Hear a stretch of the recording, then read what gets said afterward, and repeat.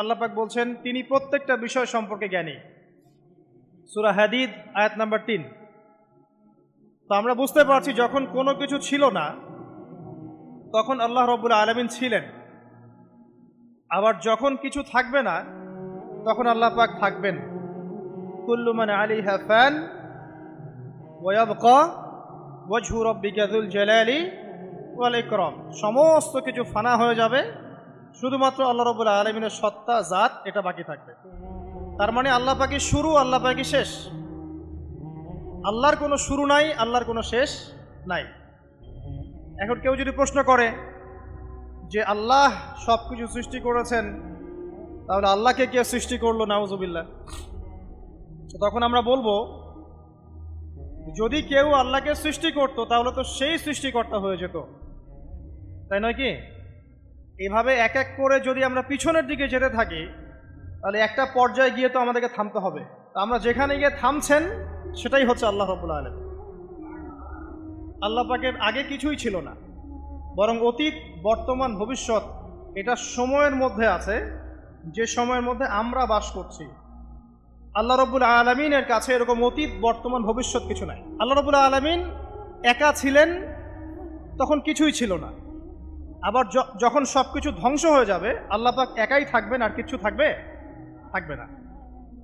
এখন আল্লাহ পাক সর্বপ্রথম সৃষ্টি করলেন আরশে আজিম। কি সৃষ্টি করলেন? এবং আরশটা পানির উপরে ছিল। কিসের উপরে? পানির উপরে। এরপরে আল্লাহ রাব্বুল আলামিন সৃষ্টি করেছেন কলম। আল্লাহ পাকের কাছে লাউহে মাহফুজ আছে। লাউহে মাহফুজ মানে সুরক্ষিত একটা ফলক। এখানে আল্লাহ পাক কলমকে বললেন লিখো। কলম বলল যে মাযা আকতুব, আমি কি লিখবো হে আল্লাহ? আল্লাহ পাক বললেন কিয়ামত পর্যন্ত যা যা হবে, শেষ দিন পর্যন্ত যা কিছু ঘটবে লিখে ফেলো। কলম লিখে ফেলেছে কিয়ামত পর্যন্ত কি কি হবে। অতএব আপনার রিজিক নিয়ে এত টেনশন করার কোনো দরকার নেই। বিয়ে শাদী হচ্ছে না, এই জন্য কবরে গিয়ে মানত করার কোনো দরকার নেই। সময় মতো হবে ইনশাআল্লাহ। যখন রিজিক তাকদিরে লেখা আছে সময় মতো ইনশাআল্লাহ হবেই। তাকদিরের বাইরে কিচ্ছু হবে না। তো আল্লাহ পাক তাকদির লিখে ফেললেন।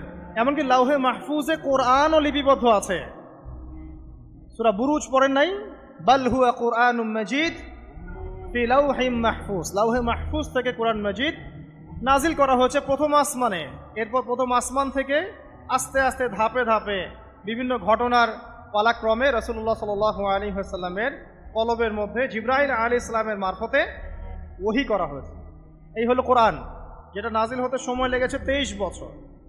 তো লাউহে মাহফুজ আল্লাহ রাব্বুল আলামিন সব লিখে ফেললেন। এভাবে 6 দিন, আল্লাহ পাকের হিসেবে 6 দিন কত লম্বা আল্লাহ ভালো জানেন। 6 দিনে আল্লাহ রাব্বুল আলামিন এরপর সৃষ্টি করলেন পুরো মহাবিশ্ব। পুরো মহাবিশ্ব বলতে আমি শুধু পৃথিবীর সৌরজগৎ বোঝাচ্ছি না। এই মঙ্গল, বুধ, শনি, বৃহস্পতি এইটুক না, এরকম হাজার হাজার সৌরজগৎ মিলে একটা গ্যালাক্সি হয়, আর হাজারটা গ্যালাক্সি মিলে গিয়ে একটা আসমান হচ্ছে, মহাকাশের একটা ছায়াপথ আসমান হচ্ছে। তো এরকম 7টা আসমান বা 7টা মহাবিশ্ব আল্লাহ পাক সৃষ্টি করলেন মাত্র 6 দিনে। কয় দিনে? ফি সিত্তাতি আইয়াম। 6 দিনে আল্লাহ পাক সৃষ্টি করলেন। এরপর আল্লাহ রাব্বুল আলামিন প্রত্যেক মহাকাশে তার যার যার কাজ সেটা দিলেন। যেখানে যেখানে মাখলুক সৃষ্টি করা আল্লাহ পাক করলেন। আল্লাহ রাব্বুল আলামিন মালায়েকা সৃষ্টি করলেন নূর দিয়ে। কি দিয়ে? আলো দিয়ে। আলোর মধ্য দিয়ে আল্লাহ রাব্বুল আলামিন ফেরেশতা সৃষ্টি করলেন। আল্লাহ পাক জিন সৃষ্টি করলেন। জিন কি দিয়ে? আগুন দিয়ে। একদম যেটা উত্তপ্ত আগুন, লাল আগুন, সেই আগুন দিয়ে আল্লাহ পাক জিন জাতিকে সৃষ্টি করলেন। সৃষ্টি করার পর আল্লাহ রাব্বুল আলামিন জিন জাতিকে পৃথিবীতে পাঠিয়েছেন। কোথায়? আর এখন মানুষ পৃথিবীতে যা করছে, জিন জাতীয় কিছুটা এরকমই কাজ করেছিল, বরং তার চেয়েও হয়তো বেশি করেছিল। পৃথিবীতে সে ফিতনা আর ফাসাদ সৃষ্টি করেছিল। এক পর্যায়ে আল্লাহ রাব্বুল আলামিন জিন জাতিকে ধ্বংস করে দিলেন। কিছু কিছু জিনকে আল্লাহ পাক অবশিষ্ট রাখলেন, যেগুলো পাহাড়ে, পর্বতে, বিভিন্ন জায়গায়, সমুদ্রে আশ্রয় নিল। পাহাড়ি এলাকাগুলোতে জিন থাকে, গভীর সমুদ্রে জিন থাকে, হ্যাঁ, জঙ্গলে জিন থাকে। এরকম কিছু জায়গা আছে, এগুলোর মধ্যে জিনরা থাকে। তো ওদেরকে ডিস্টার্ব করতে গেলে সমস্যা, আপনাকে ধরে ফেলবে। আর যদি প্রতিদিন সকাল সন্ধ্যার জিকির আজগার ঠিকঠাক মতো না করেন, কোরআন তেলাওয়াত ঠিকঠাক মতো না করেন, নামাজি না হন, আর পবিত্র না থাকেন, তাহলে জিন ধরার সম্ভাবনা বেশি। আর আমার মনে হয় এখনকার যে মেয়েগুলো রাস্তাঘাটে ঘোরাফেরা করে, এদের বেশিরভাগই জিন ধরা। কারণ আছে, এমনি এমনি বলি নাই। এটা আপনাকে বুঝতে হলে আল্লাহ এবং তার রাসূলের চোখ দিয়ে দেখতে হবে তো, কারণ তাদের চালচলন স্বাভাবিক না, কিছু একটা ওদের উপর ভর করেছে। ওই ভরটা করার কারণে তার চালচলন আজকে এমন হয়ে গেছে। এবং বহু মেয়ের ঘটনা এমন শোনা যায় যে সরাসরি তারা জিন দ্বারা ইফেক্টেড হয়। দেখেন না, রুকিয়া করতে হয়, শরীয়ীভাবে রুকিয়া করতে হয়। তো খেয়াল রাখবেন, সকাল সন্ধ্যার জিকির আজগার ঠিক রাখবেন, কোরআন তেলাওয়াতটা ঠিক রাখবেন, নামাজি হবেন, পাক পবিত্র থাকবেন, জিন আপনাকে কোনো ক্ষতি করতে পারবেন না ইনশাআল্লাহ। জিনরা কিন্তু রাসূল সাল্লাল্লাহু আলাইহি ওয়াসাল্লামেরও ক্ষতি করার চেষ্টা করেছিল। আল্লাহর রাসূল সাল্লাল্লাহু আলাইহি ওয়াসাল্লাম ওটাকে ধরেছিলেন, ধরে মসজিদের খুঁটির সাথে বেঁধে রেখেছিলেন। নামাজের মধ্যে জিন আমাদের নবীকে ডিস্টার্ব করেছিল, আল্লাহ রাসূল ওই জিনকে ধরেছেন, ধরে খুঁটির সাথে বেঁধে রেখেছেন। তারপরে তার মনে পড়ল সুলাইমান আলাইহিস সালামের কথা। সুলাইমান আলাইহিস সালাম বলেছিল আল্লাহকে, আল্লাহ আমাকে যে ক্ষমতা তুমি দিয়েছো, আমার পরে কাউকে এই ক্ষমতা আর দিও না। আর সুলাইমান আলাইহিস সালামকে আল্লাহ পাক জিন জাতিকে অনুগত করে দিয়েছিলেন। সুলাইমান আলাইহিস সালামের নির্দেশে জিন জাতি বিভিন্ন কাজ করত, এমনকি সমুদ্রের মধ্যে ডুবুরির কাজও করত, সমুদ্রের ভিতর থেকে রত্ন বের করে নিয়ে আসতো। এগুলো কিন্তু অলিক রূপকথা নয়, সত্য ঘটনা। তখন নবী সাল্লাল্লাহু আলাইহি ওয়াসাল্লাম বললেন যে আমার ভাই সুলাইমানের কথা আমার মনে পড়ে গেল, তাই আমি জিনটাকে ছেড়ে দিলাম। তো আল্লাহ পাক জিন জাতিকে সৃষ্টি করে এই পৃথিবীতে পাঠানোর পর তারা এরকম ফিতনা এবং ফাসাদ সৃষ্টি করার পরে আল্লাহ পাক ওদেরকে ধ্বংস করে দেন। দেওয়ার পরে আরো অনেক যুগ এবং অনেক শতাব্দী কেটে যায়। কত যুগ কত শতাব্দী আল্লাহ ভালো জানেন। অনেক লম্বা সময় পরে গিয়ে আল্লাহ রাব্বুল আলামিন ফেরেশতাদেরকে ডাকেন। কাদেরকে ডাকেন? তাদেরকে ডেকে বলেন, ওয়াইজ ক্বালা রাব্বুকা লিল মালায়েকা, স্মরণ করো নবী সেই সময়ের কথা যখন তোমার রব ফেরেশতাদেরকে ডাকলেন, ডেকে বললেন, ইন্নী জাইলুন ফিল আরদি খলিফা, হে ফেরেশতা মণ্ডলী, আমি পৃথিবীতে আমার খলিফা পাঠাতে চাই। কি পাঠাতে চাই ভাই? খলিফা। খলিফার দুটো অর্থ, একটা হচ্ছে ওই যে জিনরা যে চলে গেল, ওর স্থলাভিষিক্ত হয়ে আরেকটা জাতি, স্থলাভিষিক্ত হওয়া। আরেকটা ব্যাখ্যা হচ্ছে খলিফা শব্দের মানে হচ্ছে যে ব্যক্তি আল্লাহ পাকের বিধান অনুযায়ী পৃথিবীতে বিচার ফয়সালা করে, সে আল্লাহর খলিফা। আমি কি বুঝাতে পারছি? আল্লাহ পাক ফেরেশতাদেরকে বললেন, আমি পৃথিবীতে আমার খলিফা পাঠাতে চাই, প্রতিনিধি, এবং যে আল্লাহর বিধান দ্বারা বিচার ফয়সালা করে। তখন ফেরেশতারা বলছেন, ক্বালু, ফেরেশতারা বলছেন, আতাজআলু ফিহা মান ইউফসিদু ফিহা ওয়া ইয়াসফিকু দিমা, হে আল্লাহ, আপনি কি এমন কোন সৃষ্টিকে আবার পৃথিবীতে পাঠাতে চান যে পৃথিবীতে গিয়ে ফিতনা ফাসাদ সৃষ্টি করবে অথবা রক্তপাত ঘটাবে? ফেরেশতারা এই কথা কিভাবে বলতে পারলো? হ্যাঁ, জিন জাতির অভিজ্ঞতার আলোকে। ঠিক আছে? তখন আল্লাহ পাক বলছেন, ইন্নী আ'লামু মা লা তা'লামুন, দেখো আমি যা জানি তোমরা তা জানো না। মানে তারা ফিতনা ফাসাদ সৃষ্টি করতে পারে, কিন্তু আমার কিছু মুখলেস বান্দা থাকবে যারা এই পথে পা বাড়াবে না। আচ্ছা, এবার আল্লাহ রাব্বুল আলামিন আদম আলাইহিস সালামকে সৃষ্টি করলেন। আল্লাহ পাক নিজের হাত দিয়ে আদম আলাইহিস সালামকে সৃষ্টি করেছেন। সূরা সাদের মধ্যে আল্লাহ পাক বলেছেন, দেখুন মহাবিশ্বের কোন সৃষ্টির ব্যাপারে বলা হয়নি যে খলাকতু বিয়াদাই, আমি নিজ হাতে তাকে সৃষ্টি করেছি। শুধুমাত্র আদম আলাইহিস সালাম, আমাদের পিতার ক্ষেত্রে বলা হয়েছে খলাকতু বিয়াদাই, আমি নিজ হাতে তাকে সৃষ্টি করেছি। কত সম্মান, কত ভালোবাসা, তাই না? এবার আল্লাহ রাব্বুল আলামিন আদম আলাইহিস সালামকে সমস্ত নাম শিক্ষা দিলেন। সমস্ত নাম মানে কি? ওয়াল্লামা আদামাল আসমাআ কুল্লাহা, আল্লাহ পাক বলছেন এরপর আমি আদম আলাইহিস সালামকে মহাবিশ্বের যত জ্ঞান আছে সমস্ত নাম শিক্ষা দিয়ে দিলাম। সুবহানাল্লাহ।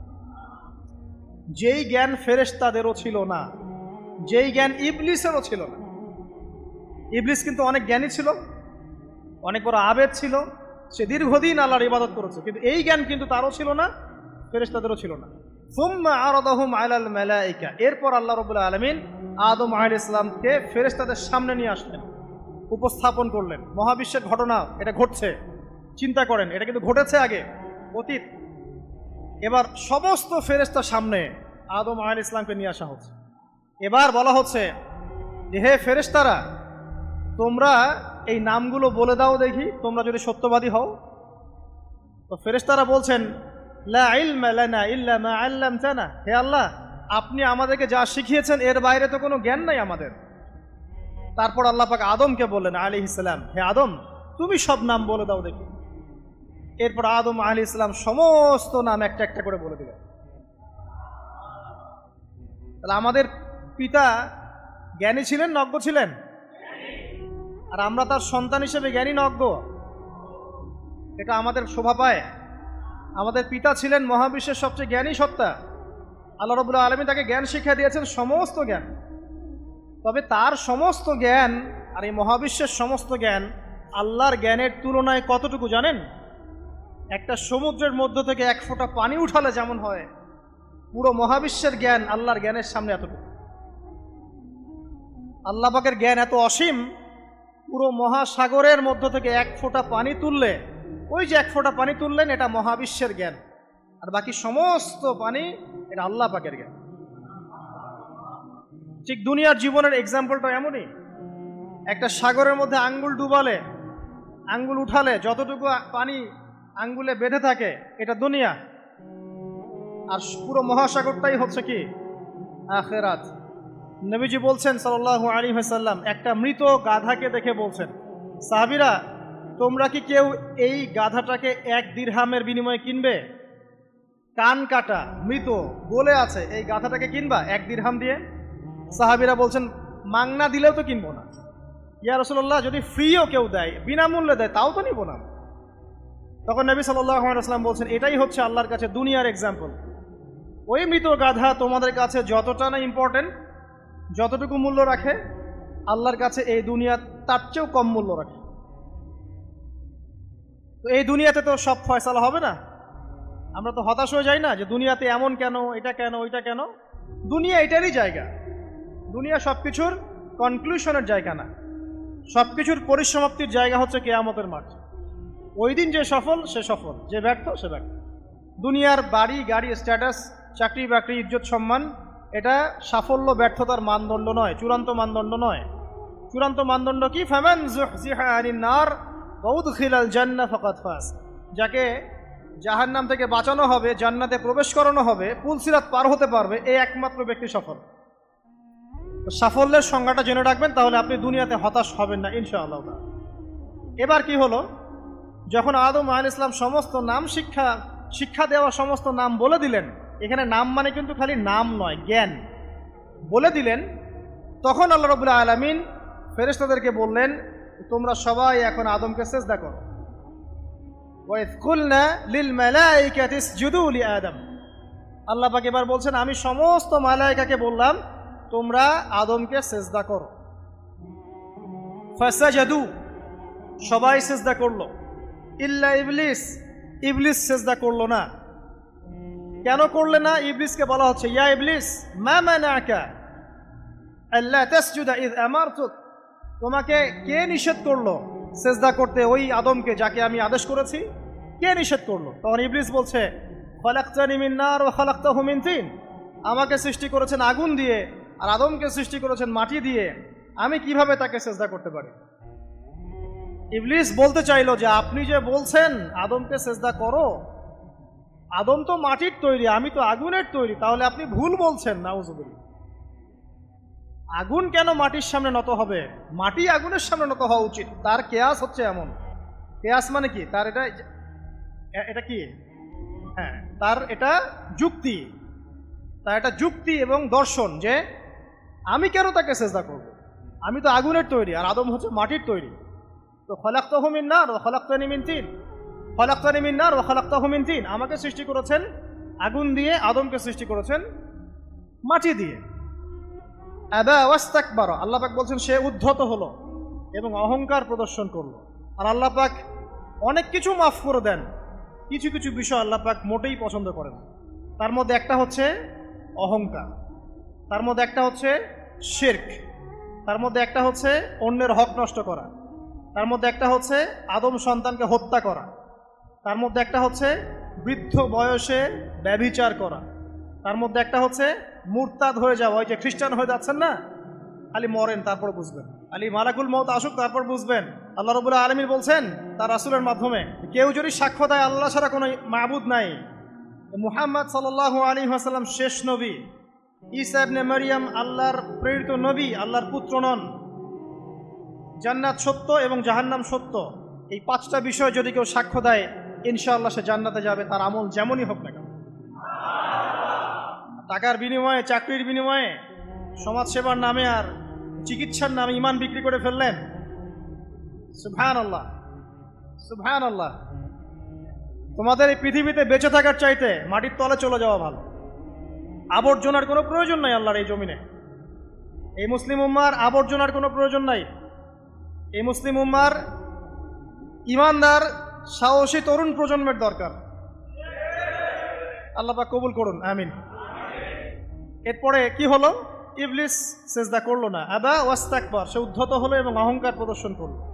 এবার আল্লাহ পাক জিজ্ঞাসা করলেন, কেন করলে না, কেন করলে না? সে বলল যে আগুন দিয়ে সৃষ্টি করেছেন আমাকে, তাকে সৃষ্টি করেছেন আপনি মাটি দিয়ে, সো আপনি ভুল আমি সঠিক, আমি কেন তাকে সিজদা করব? আল্লাহ পাক তখন আর তার প্রতি রহম করলেন না। আল্লাহ পাক তখন তাকে বলছেন ফখরুজ মিনহা, এখান থেকে বেরো। আল্লাহ পাক যেমন গফুর রহিম আরহামুর রহিমিন, ঠিক তেমনি আল্লাহ পাক শাদীদুল ইকাব, কঠিন শাস্তিদাতাও বটে। আল্লাহ পাক শুধু কি দয়াই করবেন, শাস্তি দিবেন না? আমাকে তো বের করে দিচ্ছেন, ঠিক আছে, আমাকে কিয়ামত দিবস পর্যন্ত অবকাশ দেন। শব্দ চয়ন হচ্ছে রব্বি, হে আমার রব, মানে ইবলিস কিন্তু নাস্তিক না। তাহলে এখন যারা এই যে এথিজমে বিশ্বাস করছেন, আসলে এরা কেউ নাস্তিক না, এরা ইসলাম বিদ্বেষী। কখনো দেখবেন না তাদেরকে অন্য ধর্মের কোনো বিষয় নিয়ে কটু মন্তব্য করছে, প্রশ্ন উত্থাপন করছে, এমনটা খুব কমই দেখবেন। এটা যত মাথা ব্যথা ইসলাম নিয়ে। এখানে দেখেন ইবলিসের কথা বলছি, ইবলিস কিন্তু আস্তিক। ইবলিস কি বলছে? রব্বি আনজিরনি ইলা ইয়াউমি ইউবাসুন, হে আমার রব। ইবলিস জানে যে আল্লাহ তার রব। ওই যে সূরা হাসরের শেষের দিকে পড়ে দেখবেন ইবলিস বলে উকফুর, তোমরা কুফরি করো। তারপরে মানুষ যখন কুফরি করে সে বলে আমি ইন্নী আখাফুল্লাহ রাব্বাল আলামিন, আমি আল্লাহকে ভয় করি যে জগৎ সমূহের প্রতিপালক। শয়তানকে মানুষ গিয়ে জিজ্ঞাসা করবে, জাহান্নামীরা, তুমি আমাদেরকে পথভ্রষ্ট করেছিলে। শয়তান বলবে আমি কিচ্ছু করি নাই, আমি তোমাদেরকে কোনো কাজে ফোর্স করি নাই, আমি শুধু তোমাদেরকে ওয়াসওয়াসা দিয়েছি, তোমরা নিজেরাই কাজ করো। ফালা তালুমুনি ওয়ালুমু আনফুসাকুম, সূরা ইব্রাহিম পড়ে দেখেন। শয়তান বলবে তোমরা আমাকে লানত করো না, নিজেদেরকেই লানত করো, আমি তো তোমাদেরকে বাধ্য করে কাজ করাই নাই, তোমরা নিজেরাই করেছো এই কাজগুলো। আসুন সামনে যাই। এবার আল্লাহ পাক যখন ইবলিসকে বের করে দিলেন, সে বলছে আমাকে কিয়ামত পর্যন্ত অবকাশ দিন। কিয়ামত পর্যন্ত অবকাশ নিয়ে ইবলিস কি করবে? উত্তর, ইবলিস বলছে ফাবিমা আগওয়াইতানি, হে আল্লাহ, যে কারণে বা যে আদমের কারণে আপনি আমাকে এখান থেকে বের করে দিলেন, লাআকউদান্না লাহুম সিরাতাকাল মুস্তাকিম, আমি সে আদম সন্তানের সরল পথে ওত পেতে বসে থাকবো। শয়তানের কথা কি মনে থাকবে যুবক ভাইরা? শয়তানের চ্যালেঞ্জ কি? আমি আদম সন্তানের সরল পথে ওত পেতে বসে থাকবো, মানে আমার আপনার সবার পথে সে ওত পেতে বসে আছে। এটা যদি মাথায় থাকে তাহলে জীবনে চলা সহজ হয় না? আর কি করবো?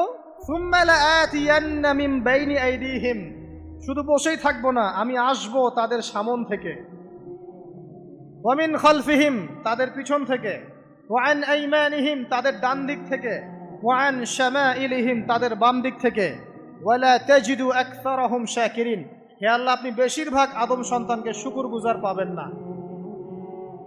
কার কথা? শয়তানের এই কথাটা কি সত্য না মিথ্যা? এখন বেশিরভাগ লোক নামাজ পড়ে না পড়ে না? পড়ে না। বেশিরভাগ মুসলিমের দাড়ি আছে না নাই? বেশিরভাগ মুসলিম সুদ খায় না খায় না? এখন বেশিরভাগ তরুণ প্রজন্ম জেনায় আছে না নাই? পর্নোগ্রাফি সবাই দেখে না দেখে না? অন্যের সম্পদ আত্মসাৎ মানুষ করছে না? দুর্নীতি করছে না? ঘুষ খাচ্ছে না? ইসলামের বিধান 100% পালন করে কত পার্সেন্ট মানুষ?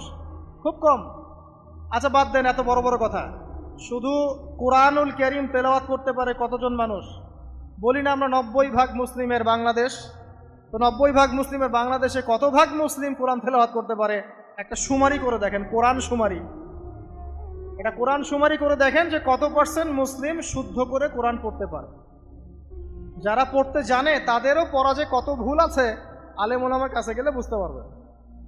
আর এই ভুলের কারণে যে অর্থ কত পরিবর্তন হচ্ছে আপনি তো জানেনই না। তো এই যে শয়তান বলেছে ওয়ালা তাজিদু আকসারাহুম শাকিরিন, আপনি বেশিরভাগকেই শুকরগুজার পাবেন। তো কথা সত্য না মিথ্যা? দেখেন, ও কিন্তু তার মিশনের মধ্যে ঠিকই আছে।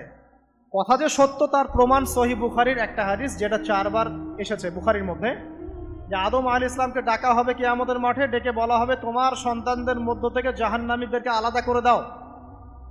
আদম আলাইহিস সালাম বলবেন কতজনকে আলাদা করে দিব? আল্লাহ পাক বলবেন প্রতি 1099 জনকে জাহান্নামের জন্য আলাদা করে দাও। শয়তানের কথা ঠিক না বেঠিক? এবার আল্লাহ রাব্বুল আলামিন তাকে বের করে দিলেন। ইবলিস এবার বের হয়ে গেল, চ্যালেঞ্জও করলো। এবার আল্লাহ পাক আদম আলাইহিস সালামকে ডেকে বলছে ইয়া আদম, এবার আদম আলাইহিস সালামের এই যে পাজর মানে বুকের পাজর, এখান থেকে তার সঙ্গিনীকে সৃষ্টি করা হলো। কারণ আদম আলাইহিস সালাম একাকী ছিলেন, একা কি থাকা যায়? একা থাকতে কষ্ট হয় না? একজন জীবন সঙ্গী লাগে না? তো আদম আলাইহিস সালামের এই বাম পাজরের হাড় থেকে হাওয়া আলাইহিস সালামকে সৃষ্টি করা হলো। সৃষ্টি করার পর আরো একটা ঘটনা আছে যে আল্লাহ রাব্বুল আলামিন আদম আলাইহিস সালামের পিঠের যে অংশটুকু আছে, এই অংশটুকু থেকে আগামীতে যত আদম সন্তান আসবে সবাইকে ছোট ছোট পিঁপড়ার আকৃতিতে সামনে নিয়ে দেখালেন। সুবহানাল্লাহ। যত আদম সন্তান আসবে আল্লাহ পাক সবাইকে আদমের সামনে দেখালেন এবং বললেন এই যে শুভ্র অংশ যারা, মানে সাদা অংশ যারা, তারা তোমার সন্তানদের মধ্য থেকে সবাই জান্নাতি। আর তোমার এই যে বাম পাশে যেগুলো কালো কালো ছোট ছোট আকৃতি দেখছো, এগুলো সব তোমার সন্তানদের মধ্য থেকে জাহান্নামী। আমরা দোয়া করি আমরা তাদের অন্তর্ভুক্ত না হই। এবার আল্লাহ পাক সবাইকে বললেন, সূরা আরাফের মধ্যে আসছে 182 নম্বর আয়াতে মনে হয়, আল্লাহ পাক বলেন আলাস্তু বিরব্বিকুম, হে আদমের সন্তানরা আমি কি তোমার রব নই? আমি কি তোমাদের রব নই? আলাস্তু বিরব্বিকুম, আমি কি তোমাদের রব নই? আলাস্তু বিরব্বিকুম, আমি কি তোমাদের রব নই? আমরা সবাই তখন বলেছিলাম বালা ইয়া রব্বি, অবশ্যই আপনি আমাদের রব। আমরা এখন ভুলে গেছি না? আমরা সবাই এই সাক্ষী দিয়ে আসছি রুহের জগতে। আর রুহের জগৎ বলে একটা জগৎ আছে, অনেক জগৎ আছে। রুহের জগৎ একটা, দুনিয়ার জগৎ একটা, জিন জাতির জগৎ আলাদা, বারজাখ পরকালে যে কবরে রাখার পরে বারজাখের জগৎ একটা, আর দারুল করার যেটা হবে একদম জান্নাত জাহান্নাম, ওটা আরেকটা জগৎ। এই যে মহাবিশ্ব যে সম্প্রসারিত হচ্ছে, এক এক গ্যালাক্সিতে এক একটা জগৎ না, এরকম বহু জগৎ আছে। রুহের জগতে আমরা এই ওয়াদা আল্লাহর কাছে করে এসেছি। এটাকে আহদে আলাস্তু বলে। কি বলে?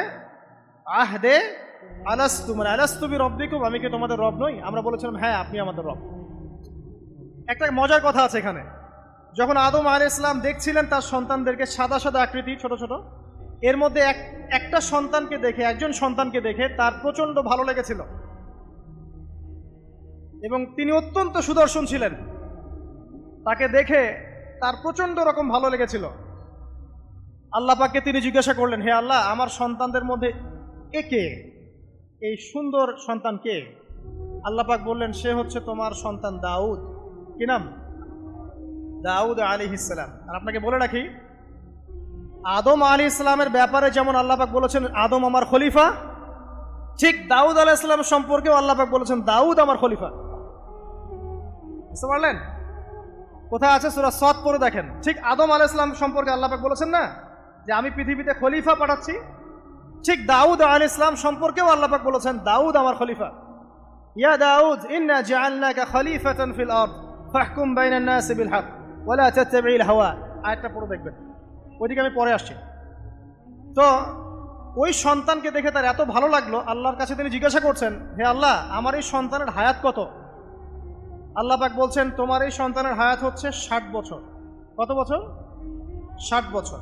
আর আমাদের উম্মতে মুহাম্মাদের কিন্তু গড় আয়ু এরকম 60-65, এর বেশি না গড় আয়ু। তখন আদম আলাইহিস সালাম বলেন, আল্লাহ আমার হায়াত থেকে তাকে 40 বছর দিয়ে দাও। আল্লাহ পাক বলছেন তিনি প্রত্যেকটা বিষয় সম্পর্কে জ্ঞানী। সূরা হাদীদ আয়াত নাম্বার 3।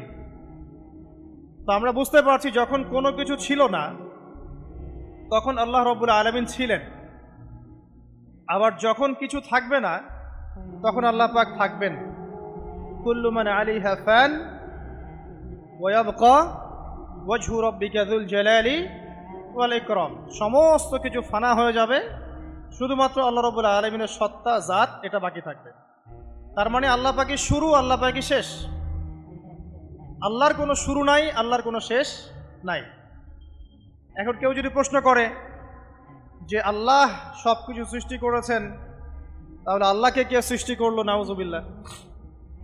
তখন আমরা বলবো যদি কেউ আল্লাহকে সৃষ্টি করত তাহলে তো সেই সৃষ্টিকর্তা হয়ে যেত, তাই নয় কি?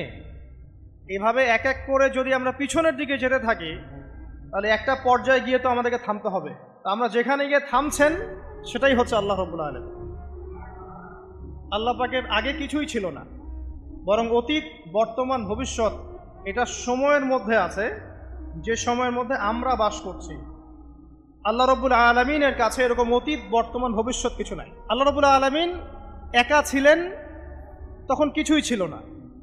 আবার যখন সব কিছু ধ্বংস হয়ে যাবে আল্লাহ পাক একাই থাকবেন, আর কিছু থাকবে না। এখন আল্লাহ পাক সর্বপ্রথম সৃষ্টি করলেন আরশে আজিম। কি সৃষ্টি করলেন? এবং আরশটা পানির উপরে ছিল। কিসের উপরে? পানির উপরে। এরপরে আল্লাহ রাব্বুল আলামিন সৃষ্টি করেছেন কলম। আল্লাহ পাকের কাছে লাউহে মাহফুজ আছে। লাউহে মাহফুজ মানে সুরক্ষিত একটা ফলক। এখানে আল্লাহ পাক কলমকে বললেন লিখো। কলম বলল যে মাযা আকতুব, আমি কি লিখবো হে আল্লাহ? আল্লাহ পাক বললেন কিয়ামত পর্যন্ত যা যা হবে, শেষ দিন পর্যন্ত যা কিছু ঘটবে লিখে ফেলো। কলম লিখে ফেলেছে কিয়ামত পর্যন্ত কি কি হবে। অতএব আপনার রিজিক নিয়ে এত টেনশন করার কোনো দরকার নেই। বিয়ে শাদী হচ্ছে না, এই জন্য কবরে গিয়ে মানত করার কোনো দরকার নেই। সময় মতো হবে ইনশাআল্লাহ। যখন রিজিক তাকদিরে লেখা আছে সময় মতো ইনশাআল্লাহ হবেই। তাকদিরের বাইরে কিচ্ছু হবে না। তো আল্লাহ পাক তাকদির লিখে ফেললেন। এমনকি লাউহে মাহফুজে কোরআনও লিপিবদ্ধ আছে। সূরা বুরুজ পড়েন নাই? বাল হুয়া কুরআনুম মাজিদ ফি লাউহিম মাহফুজ। লাউহে মাহফুজ থেকে কোরআন মাজিদ নাজিল করা হয়েছে প্রথম আসমানে।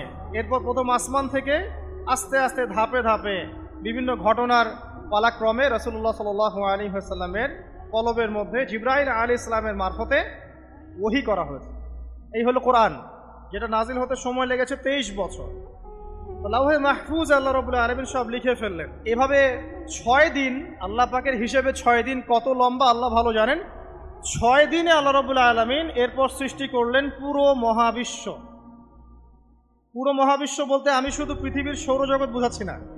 এই মঙ্গল, বুধ, শনি, বৃহস্পতি এইটুক না, এরকম হাজার হাজার সৌরজগৎ মিলে একটা গ্যালাক্সি হয়, আর হাজারটা গ্যালাক্সি মিলে গিয়ে একটা আসমান হচ্ছে, মহাকাশের একটা ছায়াপথ আসমান হচ্ছে। তো এরকম 7টা আসমান বা 7টা মহাবিশ্ব আল্লাহ পাক সৃষ্টি করলেন মাত্র 6 দিনে। কয় দিনে? ফি সিত্তাতি আইয়াম। 6 দিনে আল্লাহ পাক সৃষ্টি করলেন। এরপর আল্লাহ রাব্বুল আলামিন প্রত্যেক মহাকাশে তার যার যার কাজ সেটা দিলেন। যেখানে যেখানে মাখলুক সৃষ্টি করা আল্লাহ পাক করলেন। আল্লাহ রাব্বুল আলামিন মালায়েকা সৃষ্টি করলেন নূর দিয়ে। কি দিয়ে? আলো দিয়ে। আলোর মধ্য দিয়ে আল্লাহ রাব্বুল আলামিন ফেরেশতা সৃষ্টি করলেন। আল্লাহ পাক জিন সৃষ্টি করলেন। জিন কি দিয়ে? আগুন দিয়ে। একদম যেটা উত্তপ্ত আগুন, লাল আগুন, সেই আগুন দিয়ে আল্লাহ পাক জিন জাতিকে সৃষ্টি করলেন। সৃষ্টি করার পর আল্লাহ রাব্বুল আলামিন জিন জাতিকে পৃথিবীতে পাঠিয়েছেন। কোথায়? আর এখন মানুষ পৃথিবীতে যা করছে, জিন জাতীয় কিছুটা এরকমই কাজ করেছিল, বরং তার চেয়েও হয়তো বেশি করেছিল। পৃথিবীতে সে ফিতনার ফাসাদ সৃষ্টি করেছিল। এক পর্যায়ে আল্লাহ রাব্বুল আলামিন জিন জাতিকে ধ্বংস করে দিলেন। কিছু কিছু জিনকে আল্লাহ পাক অবশিষ্ট রাখলেন, যেগুলো পাহাড়ে, পর্বতে, বিভিন্ন জায়গায়, সমুদ্রে আশ্রয় নিল। পাহাড়ি এলাকাগুলোতে জিন থাকে, গভীর সমুদ্রে জিন থাকে, হ্যাঁ, জঙ্গলে জিন থাকে। এরকম কিছু জায়গা আছে, এগুলোর মধ্যে জিনরা থাকে। তো ওদেরকে ডিস্টার্ব করতে গেলে সমস্যা, আপনাকে ধরে ফেলবে। আর যদি প্রতিদিন সকাল সন্ধ্যার জিকির আজগার ঠিকঠাক মতো না করেন, কোরআন তেলাওয়াত ঠিকঠাক মতো না করেন, নামাজি না হন আর পবিত্র না থাকেন, তাহলে জিন ধরার সম্ভাবনা বেশি। আর আমার মনে হয় এখনকার যে মেয়েগুলো রাস্তাঘাটে ঘোরাফেরা করে, এদের বেশিরভাগই জিন ধরা। কারণ আছে, এমনি এমনি বলি নাই। এটা আপনাকে বুঝতে হলে আল্লাহ এবং তার রাসূলের চোখ দিয়ে দেখতে হবে তো, কারণ তাদের চালচলন স্বাভাবিক না, কিছু একটা ওদের উপর ভর করেছে। ওই ভরটা করার কারণে তার চালচলন আজকে এমন হয়ে গেছে। এবং বহু মেয়ের ঘটনা এমন শোনা যায় যে সরাসরি তারা জিন দ্বারা ইফেক্টেড হয়। দেখেন না, রুকিয়া করতে হয়, শরীয়ীভাবে রুকিয়া করতে হয়। তো খেয়াল রাখবেন, সকাল সন্ধ্যার জিকির আজগার ঠিক রাখবেন, কোরআন তেলাওয়াতটা ঠিক রাখবেন, নামাজি হবেন, পাক পবিত্র থাকবেন, জিন আপনাকে কোনো ক্ষতি করতে পারবেন না ইনশাআল্লাহ। জিনরা কিন্তু রাসূল সাল্লাল্লাহু আলাইহি ওয়াসাল্লামেরও ক্ষতি করার চেষ্টা করেছিল। আল্লাহর রাসূল সাল্লাল্লাহু আলাইহি ওয়াসাল্লাম ওটাকে ধরেছিলেন, ধরে মসজিদের খুঁটির সাথে বেঁধে রেখেছে। নামাজের মধ্যে জিন আমাদের নবীকে ডিস্টার্ব করেছিল, আল্লাহ রাসূল ওই জিনকে ধরেছেন, ধরে খুঁটির সাথে বেঁধে রেখেছেন। তারপরে তার মনে পড়ল সুলাইমান আলাইহিস সালামের কথা। সুলাইমান আলাইহিস সালাম বলেছিল আল্লাহকে, আল্লাহ আমাকে যে ক্ষমতা তুমি দিয়েছো, আমার পরে কাউকে এই ক্ষমতা আর দিও না। আর সুলাইমান আলাইহিস সালামকে আল্লাহ পাক জিন জাতিকে অনুগত করে দিয়েছিলেন। সুলাইমান আলাইহিস সালামের নির্দেশে জিন জাতি বিভিন্ন কাজ করত, এমনকি সমুদ্রের মধ্যে ডুবুরির কাজও করত, সমুদ্রের ভিতর থেকে রত্ন বের করে নিয়ে আসতো। এগুলো কিন্তু অলিক রূপকথা নয়, সত্য ঘটনা। তখন নবী সাল্লাল্লাহু আলাইহি ওয়াসাল্লাম বললেন যে আমার ভাই সুলাইমানের কথা আমার মনে পড়ে গেল, তাই আমি জিনটাকে ছেড়ে দিলাম। তো আল্লাহ পাক জিন জাতিকে সৃষ্টি করে এই পৃথিবীতে পাঠানোর পর তারা এরকম ফিতনা এবং ফাসাদ সৃষ্টি করার পরে আল্লাহ পাক ওদেরকে ধ্বংস করে দেন। দেওয়ার পরে আরো অনেক যুগ এবং অনেক শতাব্দী কেটে যায়। কত যুগ কত শতাব্দী আল্লাহ ভালো জানেন। অনেক লম্বা সময় পরে গিয়ে আল্লাহ রাব্বুল আলামিন ফেরেশতাদেরকে ডাকেন। কাদেরকে ডাকেন? তাদেরকে ডেকে বলেন, ওয়াইজ ক্বালা রাব্বুকা লিল মালায়েকা, স্মরণ করো নবী সেই সময়ের কথা যখন তোমার রব ফেরেশতাদেরকে ডাকলেন, ডেকে বললেন, ইন্নী জাইলুন ফিল আরদি খলিফা, হে ফেরেশতা মণ্ডলী, আমি পৃথিবীতে আমার খলিফা পাঠাতে চাই। কি পাঠাতে চাই ভাই? খলিফা। খলিফার দুটো অর্থ, একটা হচ্ছে ওই যে জিনরা যে চলে গেল, ওর স্থলাভিষিক্ত হয়ে আরেকটা জাতি, স্থলাভিষিক্ত হওয়া। আরেকটা ব্যাখ্যা হচ্ছে খলিফা শব্দের মানে হচ্ছে যে ব্যক্তি আল্লাহ পাকের বিধান অনুযায়ী পৃথিবীতে বিচার ফয়সালা করে, সে আল্লাহর খলিফা। আমি কি বুঝাতে পারছি? আল্লাহ পাক ফেরেশতাদেরকে বললেন, আমি পৃথিবীতে আমার খলিফা পাঠাতে চাই, প্রতিনিধি, এবং যে আল্লাহর বিধান দ্বারা বিচার ফয়সালা করে। তখন ফেরেশতারা বলছেন, ক্বালু, ফেরেশতারা বলছেন, আতাজআলু ফিহা মান ইউফসিদু ফিহা ওয়া ইয়াসফিকু দিমা, হে আল্লাহ, আপনি কি এমন কোন সৃষ্টিকে আবার পৃথিবীতে পাঠাতে চান যে পৃথিবীতে গিয়ে ফিতনা ফাসাদ সৃষ্টি করবে অথবা রক্তপাত ঘটাবে? ফেরেশতারা এই কথা কিভাবে বলতে পারলো? হ্যাঁ, জিন জাতির অভিজ্ঞতার আলোকে। ঠিক আছে? তখন আল্লাহ পাক বলছেন, ইন্নী আ'লামু মা লা তা'লামুন, দেখো আমি যা জানি তোমরা তা জানো না। মানে তারা ফিতনা ফাসাদ সৃষ্টি করতে পারে, কিন্তু আমার কিছু মুখলেস বান্দা থাকবে যারা এই পথে পা বাড়াবে না। আচ্ছা, এবার আল্লাহ রাব্বুল আলামিন আদম আলাইহিস সালামকে সৃষ্টি করলেন। আল্লাহ পাক নিজের হাত দিয়ে আদম আলাইহিস সালামকে সৃষ্টি করেছেন। সূরা সদের মধ্যে আল্লাহ পাক বলেছেন, দেখুন মহাবিশ্বের কোন সৃষ্টির ব্যাপারে বলা হয়নি যে খলাকতু বিয়াদাই, আমি নিজ হাতে তাকে সৃষ্টি করেছি। শুধুমাত্র আদম আলাইহিস সালাম, আমাদের পিতার ক্ষেত্রে বলা হয়েছে খলাকতু বিয়াদাই, আমি নিজ হাতে তাকে সৃষ্টি করেছি। কত সম্মান, কত ভালোবাসা, তাই না? এবার আল্লাহ রাব্বুল আলামিন আদম আলাইহিস সালামকে সমস্ত নাম শিক্ষা দিলেন। সমস্ত নাম মানে কি? ওয়াল্লামা আদামাল আসমাআ কুল্লাহা, আল্লাহ পাক বলছেন এরপর আমি আদম আলাইহিস সালামকে মহাবিশ্বের যত জ্ঞান আছে সমস্ত নাম শিক্ষা দিয়ে দিলাম। সুবহানাল্লাহ। যেই জ্ঞান ফেরেশতাদেরও ছিল না, যেই জ্ঞান ইবলিসেরও ছিল না। ইবলিস কিন্তু অনেক জ্ঞানী ছিল, অনেক বড় আবেদ ছিল, সে দীর্ঘদিন আল্লাহর ইবাদত করেছে, কিন্তু এই জ্ঞান কিন্তু তারও ছিল না, ফেরেশতাদেরও ছিল না। সুম্মা আরাদাহুম আলাল মালাইকা, এরপর আল্লাহ রাব্বুল আলামিন আদম আলাইহিস সালামকে ফেরেশতাদের সামনে নিয়ে আসলেন, উপস্থাপন করলেন। মহাবিশ্বের ঘটনা, এটা ঘটছে, চিন্তা করেন, এটা কিন্তু ঘটেছে আগে, অতীত। এবার সমস্ত ফেরেশতার সামনে আদম আলাইহিস সালামকে নিয়ে আসা হচ্ছে। এবার বলা হচ্ছে যে হে ফেরেশতারা, তোমরা এই নামগুলো বলে দাও দেখি, তোমরা যদি সত্যবাদী হও। তো ফেরেশতারা বলছেন লা ইলমা লানা ইল্লা মা আল্লামতানা, হে আল্লাহ, আপনি আমাদেরকে যা শিখিয়েছেন এর বাইরে তো কোনো জ্ঞান নাই আমাদের। তারপর আল্লাহ পাক আদমকে বললেন আলাইহিস সালাম, হে আদম, তুমি সব নাম বলে দাও দেখি। এরপর আদম আলাইহিস সালাম সমস্ত নাম একটা একটা করে বলে দিলেন। তাহলে আমাদের পিতা জ্ঞানী ছিলেন, নজ্ঞ ছিলেন? আর আমরা তার সন্তান হিসেবে জ্ঞানী নজ্ঞ, এটা আমাদের শোভা পায়? আমাদের পিতা ছিলেন মহাবিশ্বের সবচেয়ে জ্ঞানী সত্তা। আল্লাহ রাব্বুল আলামিন তাকে জ্ঞান শিক্ষা দিয়েছেন, সমস্ত জ্ঞান। তবে তার সমস্ত জ্ঞান আর এই মহাবিশ্বের সমস্ত জ্ঞান আল্লাহর জ্ঞানের তুলনায় কতটুকু জানেন? একটা সমুদ্রের মধ্য থেকে এক ফোঁটা পানি উঠালে যেমন হয়, পুরো মহাবিশ্বের জ্ঞান আল্লাহর জ্ঞানের সামনে এতটুকু। আল্লাহ পাকের জ্ঞান এত অসীম, পুরো মহাসাগরের মধ্য থেকে এক ফোঁটা পানি তুললে, ওই যে এক ফোঁটা পানি তুললেন, এটা মহাবিশ্বের জ্ঞান। আর বাকি সমস্ত পানি এটা আল্লাহ পাকের জ্ঞান। ঠিক দুনিয়ার জীবনের এক্সাম্পলটা এমনই। একটা সাগরের মধ্যে আঙ্গুল ডুবালে, আঙ্গুল উঠালে যতটুকু পানি আঙ্গুলে বেঁধে থাকে, এটা দুনিয়া। আর পুরো মহাসাগরটাই হচ্ছে কি? আখিরাত। নবীজি বলছেন সাল্লাল্লাহু আলাইহি ওয়াসাল্লাম, একটা মৃত গাধাকে দেখে বলছেন, সাহাবীরা, তোমরা কি কেউ এই গাধাটাকে 1 দিরহামের বিনিময়ে কিনবে? কান কাটা, মৃত, গলে আছে, এই গাধাটাকে কিনবা 1 দিরহাম দিয়ে? সাহাবীরা বলছেন, মাংনা দিলেও তো কিনবো না। ইয়া রাসূলুল্লাহ, যদি ফ্রিও কেউ দেয়, বিনামূল্যে দেয়, তাও তো নিব না। তখন নবী সাল্লাল্লাহু আলাইহি ওয়াসাল্লাম বলছেন, এটাই হচ্ছে আল্লাহর কাছে দুনিয়ার এক্সাম্পল। ওই মৃত গাধা তোমাদের কাছে যতটা না ইম্পর্টেন্ট, যতটুকু মূল্য রাখে, আল্লাহর কাছে এই দুনিয়া তার চেয়েও কম মূল্য রাখে। তো এই দুনিয়াতে তো সব ফয়সালা হবে না। আমরা তো হতাশ হয়ে যাই না যে দুনিয়াতে এমন কেন, এটা কেন, ওইটা কেন। দুনিয়া এটারই জায়গা। দুনিয়া সবকিছুর কনক্লুশনের জায়গা না, সবকিছুর পরিসমাপ্তির জায়গা হচ্ছে কিয়ামতের মাঠ। ওই দিন যে সফল সে সফল, যে ব্যর্থ সে ব্যর্থ। দুনিয়ার বাড়ি গাড়ি, স্ট্যাটাস, চাকরি বাকরি, ইজ্জত সম্মান, এটা সাফল্য ব্যর্থতার মানদণ্ড নয়, চূড়ান্ত মানদণ্ড নয়। চূড়ান্ত মানদণ্ড কি? ফামান যুহজিহা আনিন নার ওয়া উদখিলাল জান্নাহ ফাকাদ ফাজ।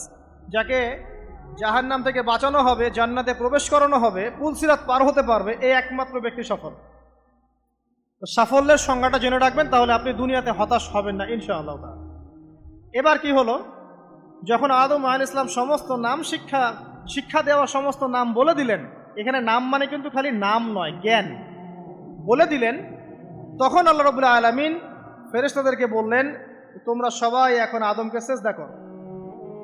ওয়া ইয কুলনা লিল মালাইকাতি ইসজুদু লি আদম। আল্লাহ পাক এবার বলছেন, আমি সমস্ত মালায়েকাকে বললাম তোমরা আদমকে সিজদা করো। ফাসাজাদু, সবাই সিজদা করলো, ইল্লা ইবলিস, ইবলিস সিজদা করলো না। কেন করলে না? ইবলিসকে বলা হচ্ছে, ইয়া ইবলিস মা মানাকা আল্লা তাসজুদা ইয আমারতুক, তোমাকে কে নিষেধ করলো সিজদা করতে ওই আদমকে যাকে আমি আদেশ করেছি? কে নিষেধ করলো? তখন ইবলিস বলছে, খালাকতানি মিন নার ওয়া খালাকতাহু মিন তিন, আমাকে সৃষ্টি করেছেন আগুন দিয়ে আর আদমকে সৃষ্টি করেছেন মাটি দিয়ে, আমি কিভাবে তাকে সিজদা করতে পারি? ইবলিস বলতে চাইলো যে আপনি যে বলছেন আদমকে সিজদা করো, আদম তো মাটির তৈরি, আমি তো আগুনের তৈরি, তাহলে আপনি ভুল বলছেন। নাউজুবিল্লাহ। আগুন কেন মাটির সামনে নত হবে? মাটি আগুনের সামনে নত হওয়া উচিত। তার কেয়াস হচ্ছে এমন। কেয়াস মানে কি? তার এটা কি? হ্যাঁ, তার এটা যুক্তি, তার এটা যুক্তি এবং দর্শন যে আমি কেন তাকে সিজদা করব? আমি তো আগুনের তৈরি আর আদম হচ্ছে মাটির তৈরি। তো খালাকতাহু মিন নার ওয়া খালাকতানি মিন তিন, খালাকতানি মিন নার ওয়া খালাকতাহু মিন তিন, আমাকে সৃষ্টি করেছেন আগুন দিয়ে, আদমকে সৃষ্টি করেছেন মাটি দিয়ে। আবা ওয়াস্তাকবারা, আল্লাহ পাক বলছেন সে উদ্ধত হলো এবং অহংকার প্রদর্শন করলো। আর আল্লাহ পাক অনেক কিছু মাফ করে দেন, কিছু কিছু বিষয় আল্লাহ পাক মোটেই পছন্দ করেন। তার মধ্যে একটা হচ্ছে অহংকার, তার মধ্যে একটা হচ্ছে শিরক, তার মধ্যে একটা হচ্ছে অন্যের হক নষ্ট করা, তার মধ্যে একটা হচ্ছে আদম সন্তানকে হত্যা করা, তার মধ্যে একটা হচ্ছে বৃদ্ধ বয়সে ব্যভিচার করা, তার মধ্যে একটা হচ্ছে মুরতাদ হয়ে যাওয়া। ওই যে খ্রিস্টান হয়ে যাচ্ছেন না, খালি মরেন তারপর বুঝবেন, খালি মালাকুল মউত আসুক তারপর বুঝবেন। আল্লাহ রাব্বুল আলামিন বলছেন তার রাসূলের মাধ্যমে, কেউ যদি সাক্ষ্য দেয় আল্লাহ ছাড়া কোনো মাবুদ নাই, মুহাম্মদ সাল্লাল্লাহু আলাইহি ওয়াসাল্লাম শেষ নবী, ঈসা ইবনে মারইয়াম আল্লাহর প্রেরিত নবী, আল্লাহর পুত্র নন, জান্নাত সত্য এবং জাহান্নাম সত্য, এই পাঁচটা বিষয় যদি কেউ সাক্ষ্য দেয় ইনশাআল্লাহ সে জান্নাতে যাবে, তার আমল যেমনই হোক না কেন। টাকার বিনিময়ে, চাকরির বিনিময়ে, সমাজসেবার নামে আর চিকিৎসার নামে ইমান বিক্রি করে ফেললেন, সুবহানাল্লাহ সুবহানাল্লাহ। তোমাদের এই পৃথিবীতে বেঁচে থাকার চাইতে মাটির তলে চলে যাওয়া ভালো। আবর্জনার কোনো প্রয়োজন নাই আল্লাহর এই জমিনে। এই মুসলিম উম্মার আবর্জনার কোনো প্রয়োজন নাই। এই মুসলিম উম্মার ইমানদার সাহসী তরুণ প্রজন্মের দরকার। আল্লাহ পাক কবুল করুন, আমিন। এরপরে কি হলো? ইবলিস সিজদা করলো না, আবা ওয়াস্তাকবার, সে উদ্ধত হলো এবং অহংকার প্রদর্শন করলো। এবার আল্লাহ পাক জিজ্ঞাসা করলেন, কেন করলে না, কেন করলে না? সে বলল যে আগুন দিয়ে সৃষ্টি করেছেন আমাকে, তাকে সৃষ্টি করেছেন আপনি মাটি দিয়ে, সো আপনি ভুল আমি সঠিক, আমি কেন তাকে সিজদা করব? আল্লাহ পাক তখন আর তার প্রতি রহম করলেন না। আল্লাহ পাক তখন তাকে বলছেন ফখরুজ মিনহা, এখান থেকে বেরো। আল্লাহ পাক যেমন গফুর রহিম আরহামুর রহিমিন, ঠিক তেমনি আল্লাহ পাক শাদীদুল ইকাব, কঠিন শাস্তিদাতাও বটে। আল্লাহ পাক শুধু কি দয়াই করবেন, শাস্তি দিবেন না? আমাকে তো বের করে দিচ্ছেন, ঠিক আছে, আমাকে কিয়ামত দিবস পর্যন্ত অবকাশ দেন। শব্দ চয়ন হচ্ছে রব্বি, হে আমার রব, মানে ইবলিস কিন্তু নাস্তিক না। তাহলে এখন যারা এই যে এথিজমে বিশ্বাস করছেন, আসলে এরা কেউ নাস্তিক না, এরা ইসলাম বিদ্বেষী। কখনো দেখবেন না তাদেরকে অন্য ধর্মের কোনো বিষয় নিয়ে কটু মন্তব্য করছে, প্রশ্ন উত্থাপন করছে, এমনটা খুব কমই দেখবেন। এতে যত মাথা ব্যথা ইসলাম নিয়ে। এখানে দেখেন ইবলিসের কথা বলছি, ইবলিস কিন্তু আস্তিক। ইবলিস কি বলছে? রব্বি আনজিরনি ইলা ইয়াউমি ইউবাসুন, হে আমার রব। ইবলিস জানে যে আল্লাহ তার রব। ওই যে সূরা হাসরের শেষের দিকে পড়ে দেখবেন ইবলিস বলে উকফুর, তোমরা কুফরি করো। তারপরে মানুষ যখন কুফরি করে সে বলে আমি ইন্নী আখাফুল্লাহ রাব্বাল আলামিন, আমি আল্লাহকে ভয় করি যে জগৎ সমূহের প্রতিপালক। শয়তানকে মানুষ গিয়ে জিজ্ঞাসা করবে, জাহান্নামীরা, তুমি আমাদেরকে পথভ্রষ্ট করেছিলে। শয়তান বলবে আমি কিচ্ছু করি নাই, আমি তোমাদেরকে কোনো কাজে ফোর্স করি নাই, আমি শুধু তোমাদেরকে ওয়াসওয়াসা দিয়েছি, তোমরা নিজেরাই কাজ করো। ফালা তালুমুনি ওয়ালুমু আনফুসাকুম, সূরা ইব্রাহিম পড়ে দেখেন।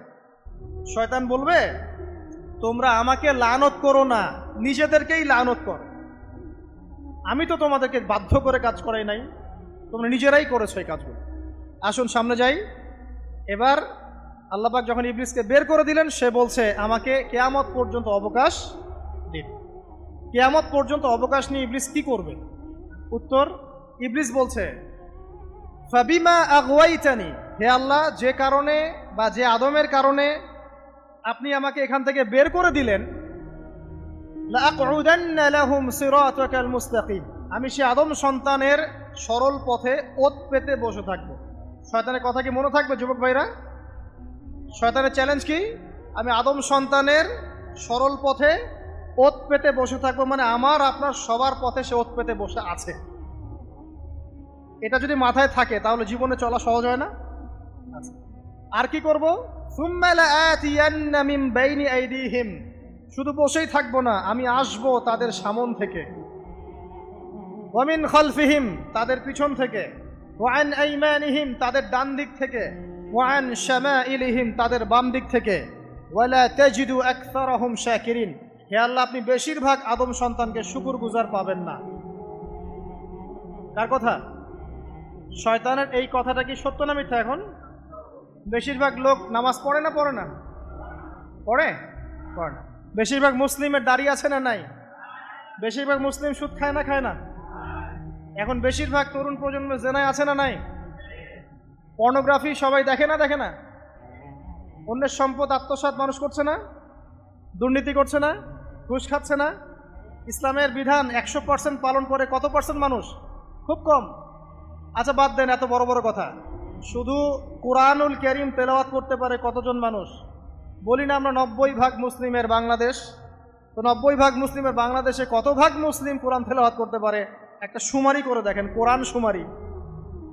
এটা কোরআন শুমারি করে দেখেন যে কত পার্সেন্ট মুসলিম শুদ্ধ করে কোরআন পড়তে পারে।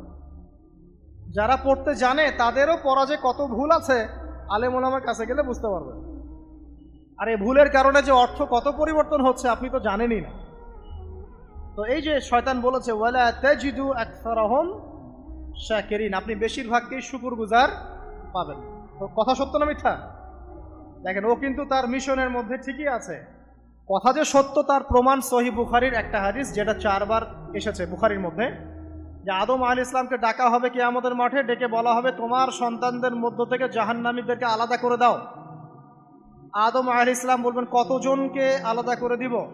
আল্লাহ পাক বলবেন প্রতি 1099 জনকে জাহান্নামের জন্য আলাদা করে দাও। শয়তানের কথা ঠিক না বেঠিক? এবার আল্লাহ রাব্বুল আলামিন তাকে বের করে দিলেন। ইবলিস এবার বের হয়ে গেল, চ্যালেঞ্জও করলো। এবার আল্লাহ পাক আদম আলাইহিস সালামকে ডেকে বলছে ইয়া আদম, এবার আদম আলাইহিস সালামের এই যে পাজর মানে বুকের পাজর, এখান থেকে তার সঙ্গিনীকে সৃষ্টি করা হলো। কারণ আদম আলাইহিস সালাম একাকী ছিলেন, একা কি থাকা যায়? একা থাকতে কষ্ট হয় না? একজন জীবন সঙ্গী লাগে না? তো আদম আলাইহিস সালামের এই বাম পাজরের হাড় থেকে হাওয়া আলাইহিস সালামকে সৃষ্টি করা হলো। সৃষ্টি করার পর আরো একটা ঘটনা আছে যে আল্লাহ রাব্বুল আলামিন আদম আলাইহিস সালামের পিঠের যে অংশটুকু আছে, এই অংশটুকু থেকে আগামীতে যত আদম সন্তান আসবে সবাইকে ছোট ছোট পিঁপড়ার আকৃতিতে সামনে নিয়ে দেখালেন। সুবহানাল্লাহ। যত আদম সন্তান আসবে আল্লাহ পাক সবাইকে আদমের সামনে দেখালেন এবং বললেন এই যে শুভ্র অংশ যারা, মানে সাদা অংশ যারা, তারা তোমার সন্তানদের মধ্য থেকে সবাই জান্নাতি। আর তোমার এই যে বাম পাশে যেগুলো কালো কালো ছোট ছোট আকৃতি দেখছো, এগুলো সব তোমার সন্তানদের মধ্য থেকে জাহান্নামী। আমরা দোয়া করি আমরা তাদের অন্তর্ভুক্ত না হই। এবার আল্লাহ পাক সবাইকে বললেন, সূরা আরাফের মধ্যে আসছে 182 নম্বর আয়াতে মনে হয়, আল্লাহ পাক বলেন আলাস্তু বিরব্বিকুম, হে আদমের সন্তানরা আমি কি তোমার রব নই? আমি কি তোমাদের রব নই? আলাস্তু বিরব্বিকুম, আমি কি তোমাদের রব নই? আলাস্তু বিরব্বিকুম, আমি কি তোমাদের রব নই? আমরা সবাই তখন বলেছিলাম বালা ইয়া রব্বি, অবশ্যই আপনি আমাদের রব। আমরা এখন ভুলে গেছি না? আমরা সবাই এই সাক্ষী দিয়ে আসছি রুহের জগতে। আর রুহের জগৎ বলে একটা জগৎ আছে, অনেক জগৎ আছে। রুহের জগৎ একটা, দুনিয়ার জগৎ একটা, জিন জাতির জগৎ আলাদা, বারজাখ পরকালে যে কবরে রাখার পরে বারজাখের জগৎ একটা, আর দারুল করার যেটা হবে একদম জান্নাত জাহান্নাম, ওটা আরেকটা জগৎ। এই যে মহাবিশ্ব যে সম্প্রসারিত হচ্ছে, এক এক গ্যালাক্সিতে এক একটা জগৎ না, এরকম বহু জগৎ আছে। রুহের জগতে আমরা এই ওয়াদা আল্লাহর কাছে করে এসেছি। এটাকে আহদে আলাস্তু বলে। কি বলে? আহদে আলাস্তু, মানে আলাস্তু বিরব্বিকুম, আমি কি তোমাদের রব নই? আমরা বলেছিলাম হ্যাঁ আপনি আমাদের রব। একটা মজার কথা আছে এখানে, যখন আদম আলাইহিস সালাম দেখছিলেন তার সন্তানদেরকে সাদা সাদা আকৃতি ছোট ছোট, এর মধ্যে একটা সন্তানকে দেখে, একজন সন্তানকে দেখে তার প্রচন্ড ভালো লেগেছিল এবং তিনি অত্যন্ত সুদর্শন ছিলেন। তাকে দেখে তার প্রচন্ড রকম ভালো লেগেছিল।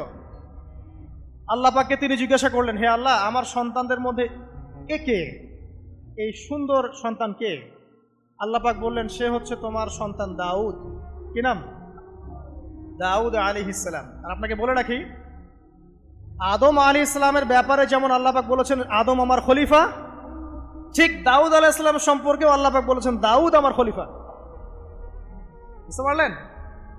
কোথায় আছে? সূরা সদ পড়ে দেখেন। ঠিক আদম আলাইহিস সালাম সম্পর্কে আল্লাহ পাক বলেছেন না যে আমি পৃথিবীতে খলিফা পাঠাচ্ছি, ঠিক দাউদ আলাইহিস সালাম সম্পর্কেও আল্লাহ পাক বলেছেন দাউদ আমার খলিফা। ইয়া দাউদ ইন্না জাআলনাকা খলিফাতান ফিল আরদ ফাহকুম বাইনান নাস বিল হক ওয়া লা তাত্তাবি'ল হাওয়া। আয়াতটা পড়ে দেখবেন, ওইদিকে আমি পরে আসছি। তো ওই সন্তানকে দেখে তার এত ভালো লাগলো, আল্লাহর কাছে তিনি জিজ্ঞাসা করছেন, হে আল্লাহ, আমার এই সন্তানের হায়াত কত? আল্লাহ পাক বলছেন তোমার এই সন্তানের হায়াত হচ্ছে 60 বছর। কত বছর? 60 বছর। আর আমাদের উম্মতে মুহাম্মাদের কিন্তু গড় আয়ু এরকম 60-65, এর বেশি না গড় আয়ু। তখন আদম আলাইহিস সালাম বলেন, আল্লাহ আমার হায়াত থেকে তাকে 40 বছর দিয়ে দাও।